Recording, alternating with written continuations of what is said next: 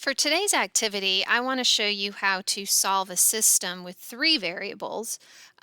Depending upon the number of variables in each of the equations, it can take a little bit of time and it's a bit of a tedious process. But I want to show you how to solve a longer system by hand, and then I'm going to model the same exact system on a calculator using matrices. So the expectation for this activity is you will be asked to solve a few of the systems and show all of your work by hand, but I won't expect you to always show all of the work. You can use the calculator to check, and you can also use the calculator to solve other systems. So let's get started. I'd like to take a look at example number 8, just because it kind of looks long. So this is going to take a minute.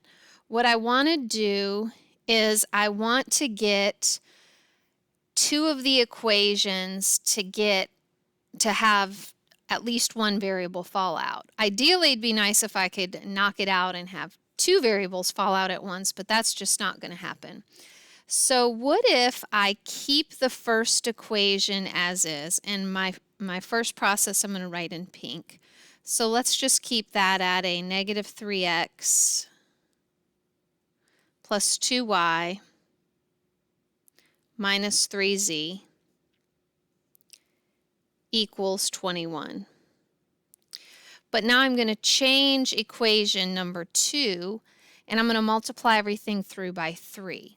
The reason for that is I'm going to get the z's to fall out. So if I multiply through by 3, I'm going to have a 12x, 9y, 3z, and a 0. And then I'm going to add those two together, and that's going to result in a transformed equation to a 9x, 11y equals 21. Now what I want to do is I want to take two other equations, not the first two, but maybe a combination of the first and the third, and get it so that the z's fall out. You want to get the same variable to fall out 2 times in a row so that you can combine those two equations. So I'll show you what I mean here. I'm going to try to get the z to fall out again, but rather than looking at the first and second, I need to look at a combination of two other equations to get the z to fall out. You want the same variable to fall out. So what if I took a look at the second and the third? I'm going to get the z's to fall out, so I'm going to multiply the second equation through by a negative 11. So I'm looking at this equation and this equation. I have to have the z's fall out because I had the z's fall out here.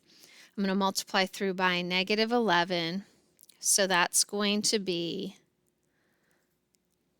let's see here, negative 44x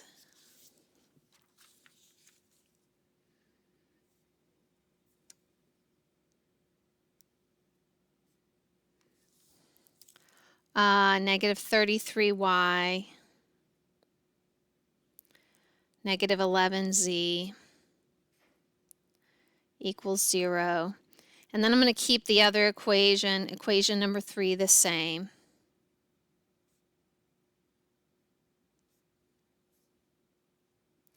I'm going to combine the two. I'm going to write it in orange because I'm going to have to combine it with my other orange equation.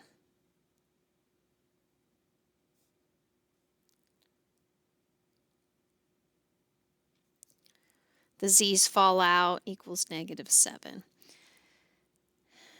Now I want to take this equation, these two yellow equations, or they're orange equations highlighted in yellow. Now that I have the z's falling out on both of those, I want to put those together, and gosh, I want to try to get the x's or the y's to fall out. This is going to get sloppy and ugly, but what if I multiply, let me erase some of this so it's not so confusing.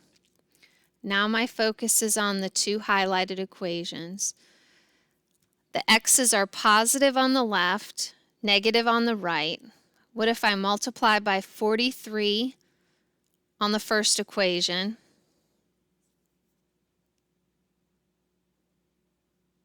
and 9 on the second? Essentially, I'm flip-flopping the coefficients. So when I do that, this equation, gosh, I need a calculator for that, right? 43 times 9 is going to give me 387x. 43 times 11, 473y. 21 times 43, 903. When I do that here, I'm going to multiply everything through by 9. Negative 387. 37 times 9 is 333.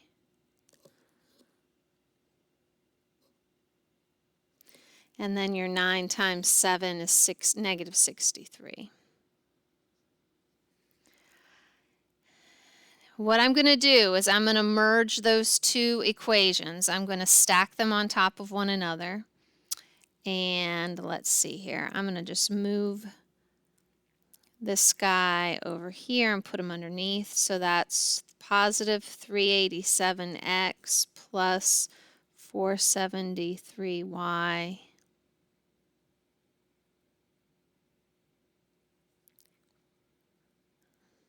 I'm going to combine them. 473 minus 333 is 140. And 903 minus 63 is 840.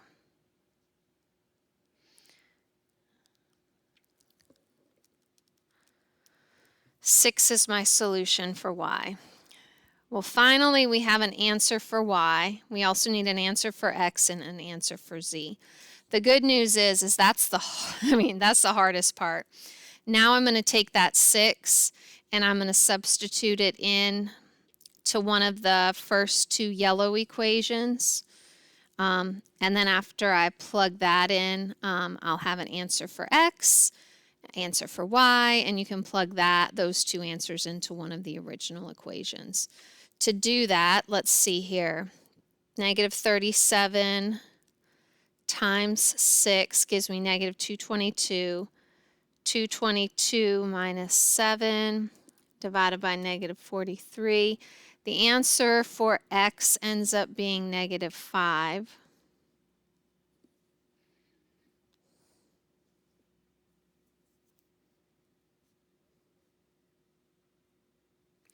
And then we also need an answer for z. Take those two answers for x and y and plug it into one of the original equations. It doesn't matter which one you do. If my math is correct, I think the answer for z ends up being positive 2. So now you have your three solutions, and that is 2, negative 5. Nope. Let's put that in a better order. X, Y, Z order, right? Negative 5, 6, 2 is your solution.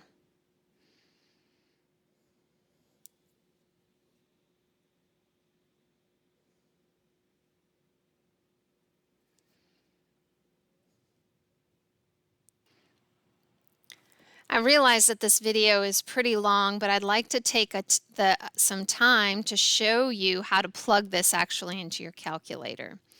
So pay special attention to all of the coefficients in your problem right here. And we're going to go and turn on our graphing calculator. You're going to hit the second button first. And then you're going to hit matrix, which is the x to the negative 1 power. Your matrix option will open up.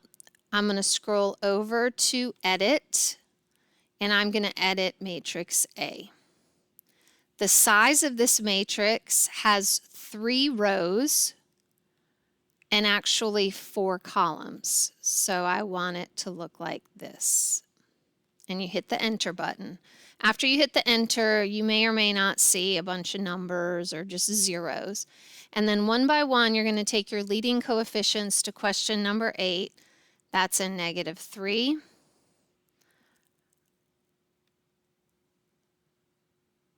A +2, a -3, and it was equal to 21.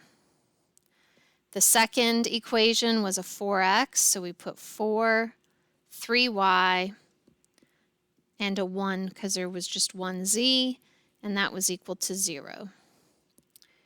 There was a 1, a -4, an 11, and a -7. So we're going to put all of those coefficients in to our matrix. That's matrix A. You don't have to hit save. You're then going to hit the second button again, matrix, but this time we're going to do some math with it. So I want you to scroll over only to the math option, not the edit. Hit the up arrow, and you're going to go all the way to option B, which is reduced row echelon form. Now, RREF is what we want, so we're going to hit Enter. Whoops, you know what?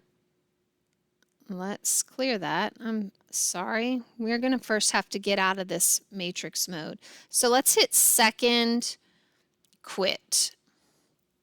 You want to have a home screen that's totally clear.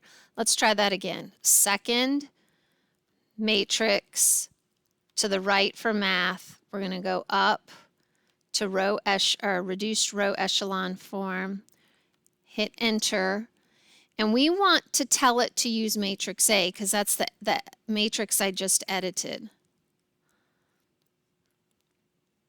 So to get that matrix A, we're going to hit second, matrix, and then you're just going to hit Enter because it's already on the A, and you should have an A pop up there.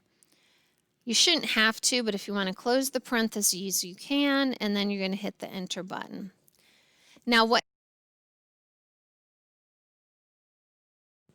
all of your answers should fall in this last column, -5, +6, +2.